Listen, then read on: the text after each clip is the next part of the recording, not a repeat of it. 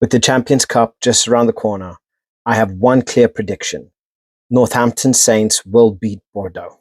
Now, this video is going to be a little bit more biased than usual, but I am backing the Saints to go all the way. So in this video, we're going to dive into the game plan, the strengths, potential weaknesses, and key reasons why I feel the Saints will be lifting the trophy. So before I continue, please like and subscribe, and let's break it down. So first up, tactically. At points, the Saints are tactically brilliant. At others, they are just an absolute shambles. But what we have seen in the Champions Cup, they have been absolutely brilliant, paving their way into the Champions Cup final, especially by beating Leinster.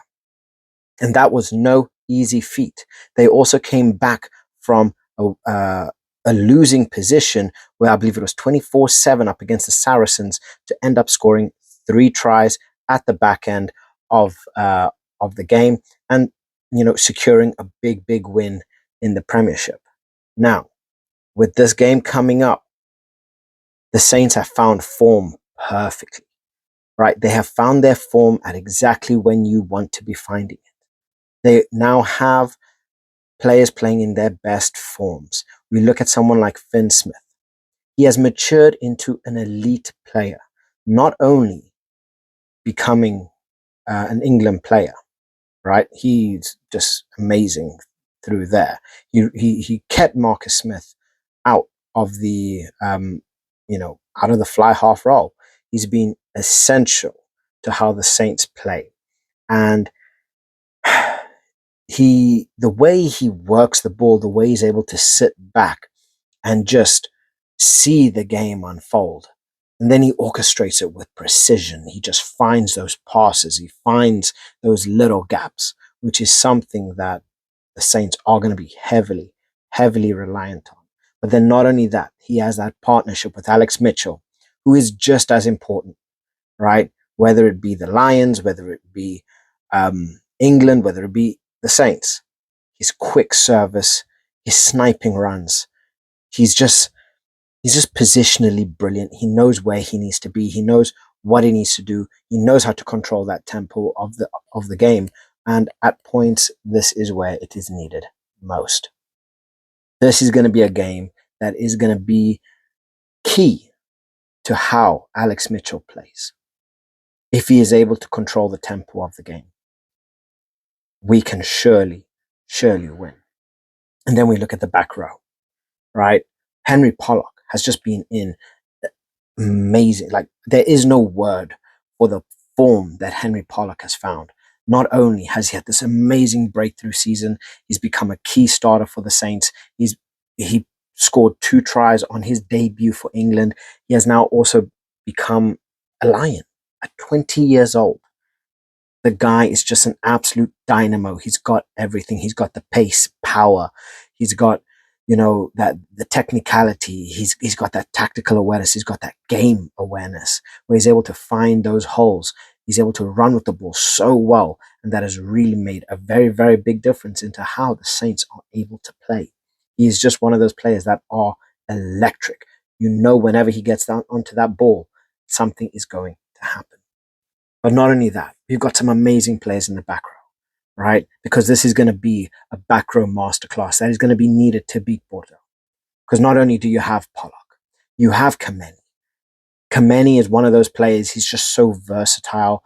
He's crucial in both attack and defense. He's got that work rate that you just wish everyone to have, right? So he's going to be back and forth. He's going to be jackling. He's going to be defending. He's going to be making big hits.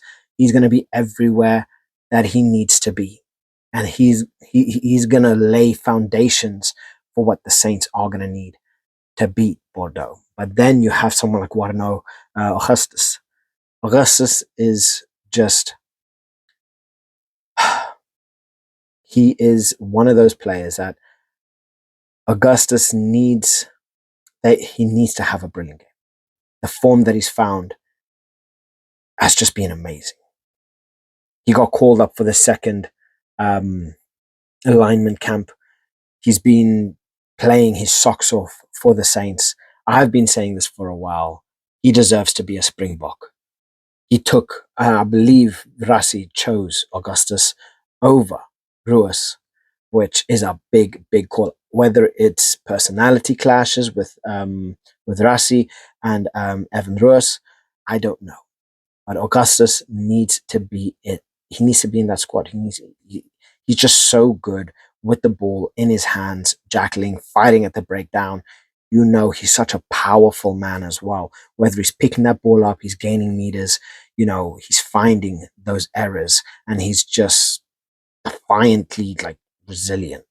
So yeah, that's going to be very, very big. The back row is going to be very crucial as to how the Saints are going to play, especially at that breakdown, to keep Bordeaux from finding that rhythm, right? Because that is where once Bordeaux find that rhythm, once they have Lucu, once they have Jalibert going and just finding those plays, finding those holes, is going to be a very, very long day for the Saints. We look at set pieces, whether it's Davison, who he just anchors the scrum, right? Then you have players like Iogun as well, you know, providing that stability, those big hits, those big runs. You know, you have Maya Vanua and players like Lockett who are just brilliant at the line out, you know, and they provide that physical presence as well because Bordeaux, they have such physical players, right? It's going to be hard to break them down. So we are going to need all of these players to be prime and just ready, redlining, ready to go.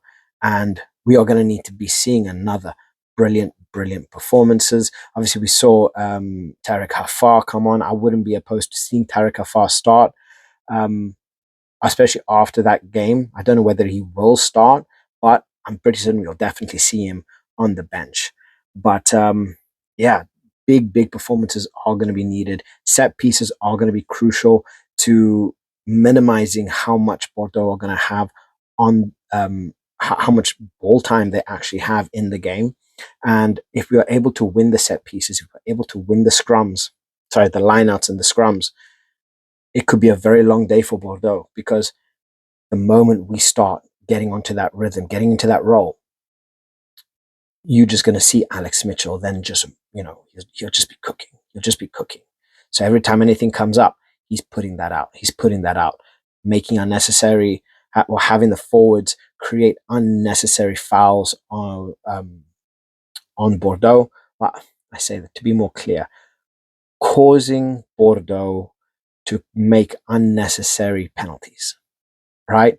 So this is where we are going to need to be tactically brilliant, defensively astute, and very, very careful not to give away penalties and not to have handling errors like they have been so consistent in doing come to the back end of the Premiership and the Champions Cup. Thankfully, there haven't been two Butterfingers in the Champions Cup, but anything is possible, right? But the biggest thing that we are going to be reliant on are our back three. Now, I'm pretty certain we are going to end up seeing Tommy Freeman, whether it's going to be Ram, you know, whatever lineup they're going to need. Tommy Freeman is going to be at the heart of these attacks. We are going to see that partnership between Finn Smith and Tommy Freeman, just working those lines, using Tommy Freeman's aerial ability, because we know he's no BLBRA, right? He's not a speed demon. He is big, he is strong, he's positionally aware, and he's got brilliant game management skills, right? He knows how to use his body to his best ability, and we know using that up and under game, having Tommy Freeman being able to collect that ball in the air, controlling territory, gaining possession is exactly what is needed. And then using the rucks, those quick forming rucks, having Alex Mitchell come in and then just, you know, pump out the ball. Quick, very quick service, ruck down in, Alex Mitchell out, ready to go. Right. So this is where it's really going to be essential to make the most out of what they use on the ball. Anytime they're on the ball, they need to be making progress. There's no going back and forth, back and forth, back and forth, because the more amount of phases that you're going to have, the more chances you have of Bordeaux making you mess up, right, the more chances you have of Bordeaux taking that ball away from you, which you don't want, right? So as soon as anything is happening, they need to be making ground on every single attack. Now, it's easier said than done, but when you're up against a team like that, you have to make the most out of everything. Utilizing your players like Dingwall, who is just going to be crucial again with his ball carrying ability. And I know I've been saying this word crucial a lot, but it really is. Every single one of these players need to be playing at their best. If they think that Leinster game was good enough, think again, because Bordeaux is a completely different ball game. They run the ball so much faster than Leinster. They're not as physically competent as Leinster is, but the pace that they're going to be running that ball at with Mofana, with Bielbiare, with Damien Penaud, it's going to be very, very hard, because Maxime Lucu is a master when it comes to playing that scrum half role. And you give him just that additional second, and you're going to find them in behind your defensive line very quickly. Same thing with Jalibert. Jalibert tends to be a little bit more selfish. Sometimes he'll prefer to run the ball instead of pass it off, which is something the Saints can use to their advantage, especially when you have someone like Warren Augustus, which is really he's really going to be that engine, right? Same thing with Kameni and Pollock, just being those rabid wolves that are just there waiting to pick up any scraps. So it's going to be essential to stop these players. Having Dingwall just make those big, heavy carrying runs, pushing into the defensive line, trying to break down and make any form of space physically possible. It's crucial. It's essential, right? It just is. But the Saints are very much up and down, right? They do have pretty big injuries. Obviously, they are going to be without Hendy. They're going to be without Furbank. I'd love to see Furbank play, but chances of that happening are very, very low. So that's not exactly very good. But the Saints squad is looking pretty good. Then if we have anything to look at from that Saints game, that bench is going to be wanting to go ready, revved up, because it was the bench that won the Saracens game.